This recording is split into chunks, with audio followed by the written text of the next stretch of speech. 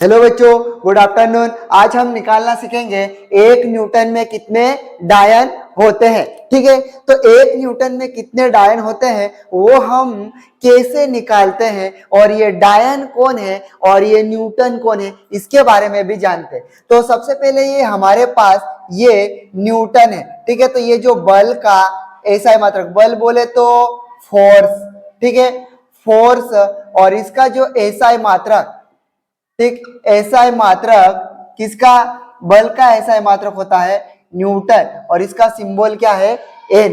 तो ये बल का एसआई मात्रक न्यूटन होता है। क्या होता है? न्यूटन। और सीजीएस मात्रक किसका, सीजीएस मात्रक, बल का सीजीएस मात्रक क्या होता है डाइन।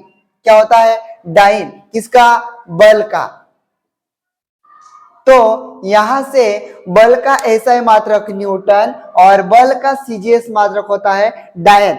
अब हम लोग क्या करेंगे कि एक न्यूटन में कितने डायन होते हैं, तो हमारे पास ये एक न्यूटन ऐसा लिख ले और बराबर यहाँ पे डायन निकालना है। ठीक है, यहाँ पे हमको भरना है। तो हम क्या करेंगे, इस न्यूटन को बदलेंगे। किसमें बदलेंगे? तो आप बोलोगे केजी इंटू मीटर पर सेकेंड की घात 2। ठीक ठीक, हमारे पास ये बन चुका है इतना बराबर।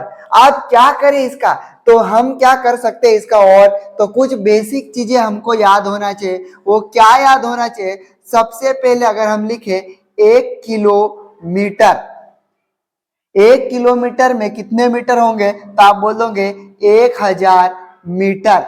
कितना लिखोगे? 1000 मीटर। और 1000 को हम लोग 10 की घात 3 मीटर लिख सकते हैं। कैसे लिखेंगे? 1 2 3, इसीलिए 10 की घात मैंने 3 लिख दिया।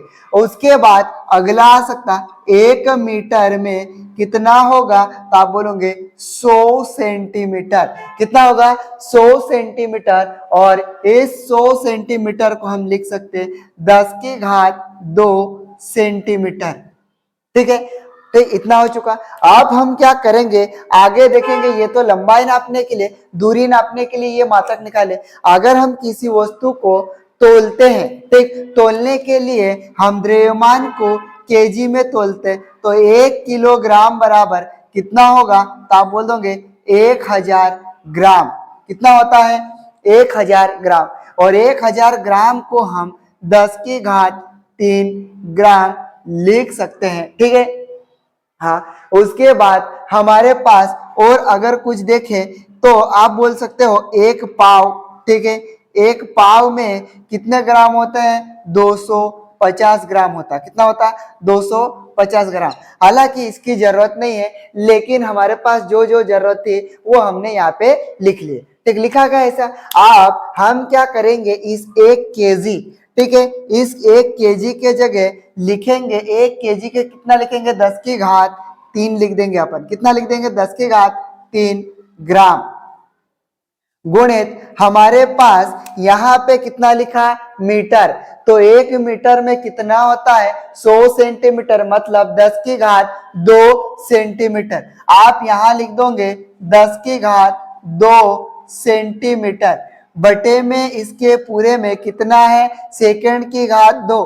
तो सेकंड की घात 2 को क्यों नहीं बदल रहे? इसको बदलने की जरूरत नहीं, ये सबसे छोटी यूनिट ही है। ठीक, फिर उसके बाद बराबर इसको संख्या संख्या वाले को अलग लिख लेते। 10 की घात 3 गुणित 10 की घात 2 ग्राम गुणित सेंटीमीटर बटे में सेकंड की घात कितनी लिख दिया मैंने? 2।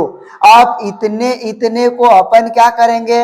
हल करेंगे। हम बहुत छोटे थे तब बचपन में पढ़ा था a की घात m इंटू a की घात n। होता है क्या ऐसा? हाँ होता। फिर बराबर, ये अब जब दोनों ये आधार समान होता है, समान होता है तो क्या लिखोगे? a की घात m धन क्या कर दोगे? n बन जाएगा। कैसे? इनकी घातें जुड़ जाती। तो सेम प्रोसेस 10 की घात 3 धन 2, ये इतने इतने को जो ग्राम गुणित सेंटीमीटर बटे सेकंड की घात 2 को आप बोलते हो डाइन। क्या बोल दोगे? डाइन बोल दोगे। तो ये लिख दिया डाइन बराबर, ये 10 की घात 3 और 2 कितना होगा? 5 डाइन। ठीक है, सिंबल मैंने लिख लिया। और केजी इंटू मीटर पर सेकंड की घात 2 को अपन क्या बोलते हैं, न्यूटन। क्या बोलते हैं, न्यूटन।